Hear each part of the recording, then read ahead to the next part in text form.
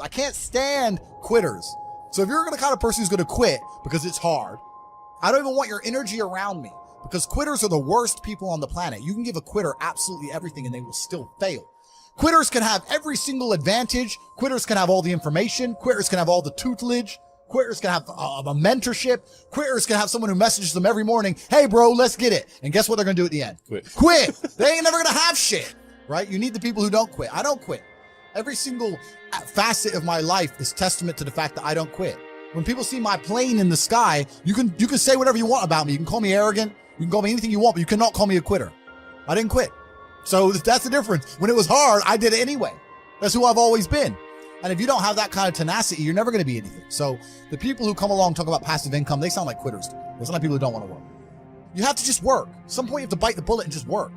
So when someone comes to me and talk about passive income and they're a brokey, I'm like, you are just lazy.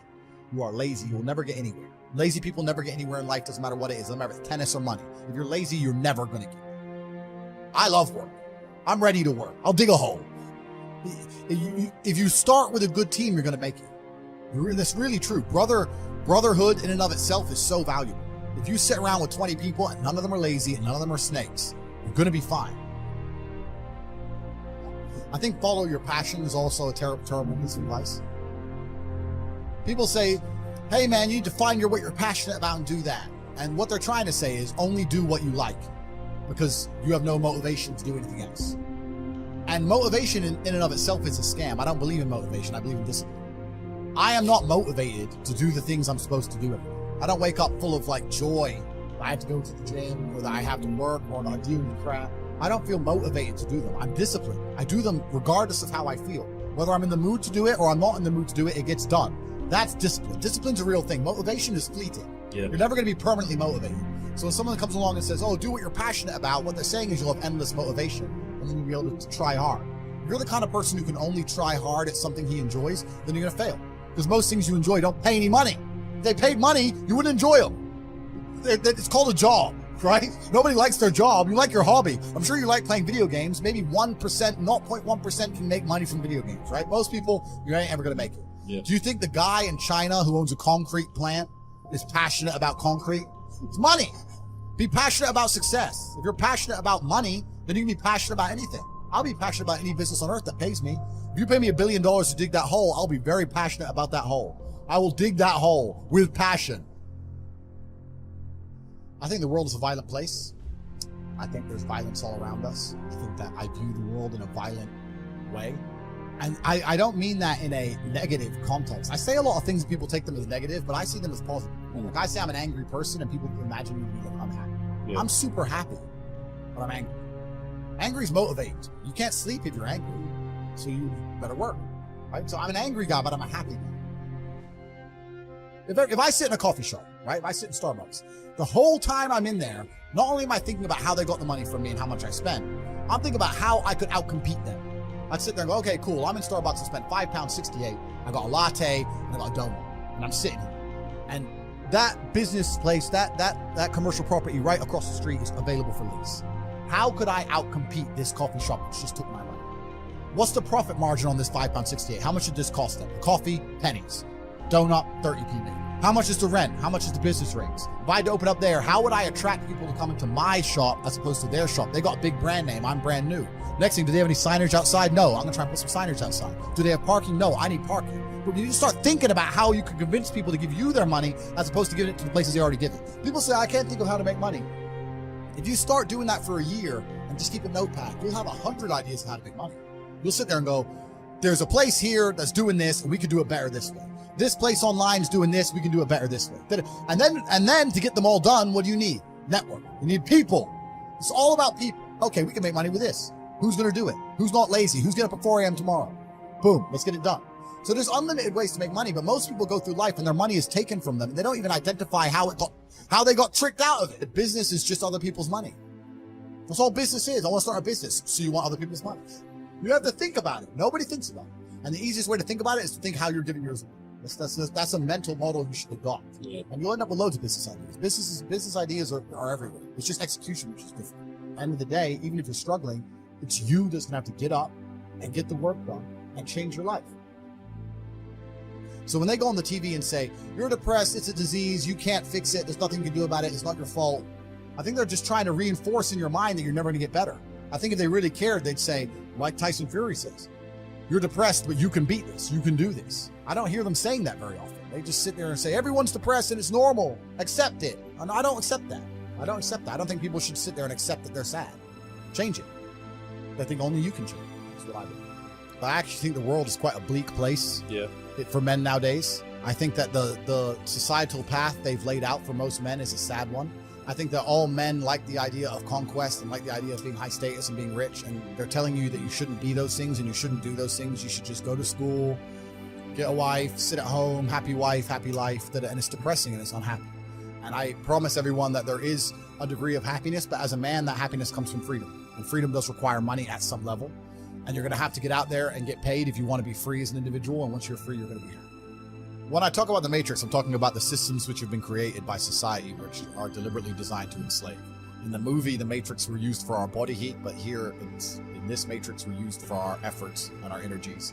And you're existing inside of a system which is deliberately rigged to make the rich richer and for the poor to stay poor. Yeah. And you can sit there and get upset about it. You can sit there and cry about it and say the system needs to change, which is what some people do, socialists, XYZ. But I think I know that's a waste of time, right? That's futile. The best thing to do is to understand the rules of the game and find a way to win. So yes, the game is rigged. Yes, the rich are always going to get richer. Yes, the poor are always going to struggle. And that's the way the game is set up. So you still need to find the best move on the chessboard. There's no point sitting there saying, I want to play a different game, because that's never going to happen. Because the people with the money are the people who have the control and they have the power, and why would they have the game set up any other way? Why would they change? You got to be in a good position to take advantage of things. So you've always got to be in a position where you have a good network, you have good information, you have some kind of liquid money, you have the ability to survive without that money, you can take a risk. Like, it's hard to set yourself up. They teach you things that, the problem is as well, it's difficult because the way that humans work and the way that we've evolved as a species is that we don't really learn lessons unless they're learned the hard way. I believe that unless a lesson is taught the hard way, you're not going to learn it. You can have so many near misses and people won't learn their lesson. Bro, you must know a guy who goes out there, nearly crashes his car, doesn't slow his ass down till he wrecks it. Yeah. Like, this is how people are, right? So you need that pain for the lesson to sting enough to really genuinely go inside of your mind. And it's the same with everything. It's the same with driving a car or business. Truthfully, if you want to learn a lesson about business, you're going to have to suffer at some point, right? I don't know what you've been through. I don't know how bad it hurts you.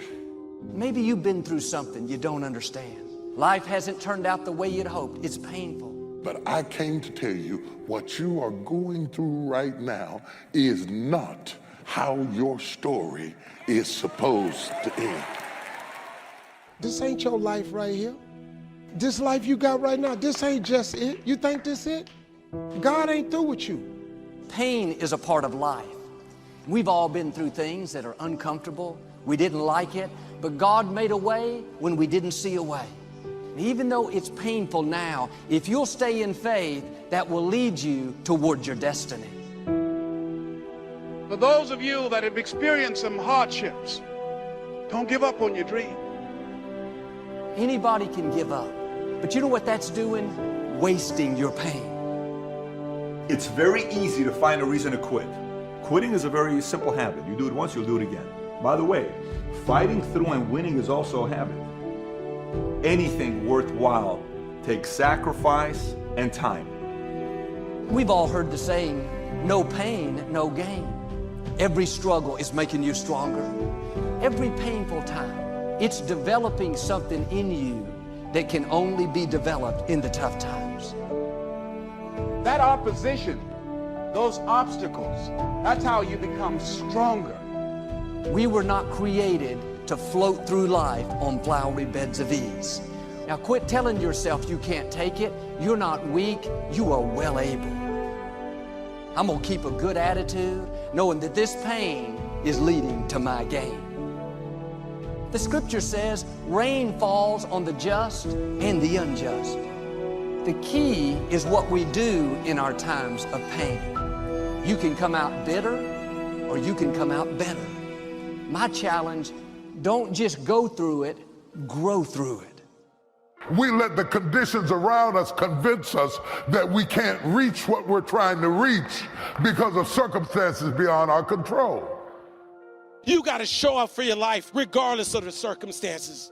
You got to show up in spite of the conversation going on in your mind, because if you don't, nobody else will. 90% of the things entrepreneurs do who win big, no one ever sees. But the same goes for the people that don't make it. No one sees that you're not working. No one sees that you're sitting home watching TV. Only you see that, but there's a key. Time, sacrifice, and effort. There's a patience that goes with that. The process shapes you before it rewards you.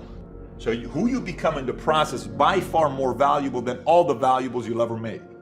And here's why. The greatest value in life is not what you get. The greatest value in life is what you become. Our problem today is that we have generations of people who like to talk about increase and expansion, but they think like decrease and survival. Yes, God has empowered you, but He didn't empower you to be a survivor. He empowered you to be a succeeder. God did not create us to give up when it gets hard. And if you will shake off the self-pity, then God will not only bring you out, He will bring you out better off than you were before. We've all had bad breaks. We can all find a reason to live offended, press past those lonely nights. Amazing things await you if you just don't settle. Don't let good enough become good enough. Get your fire back and go after the destiny that belongs to you.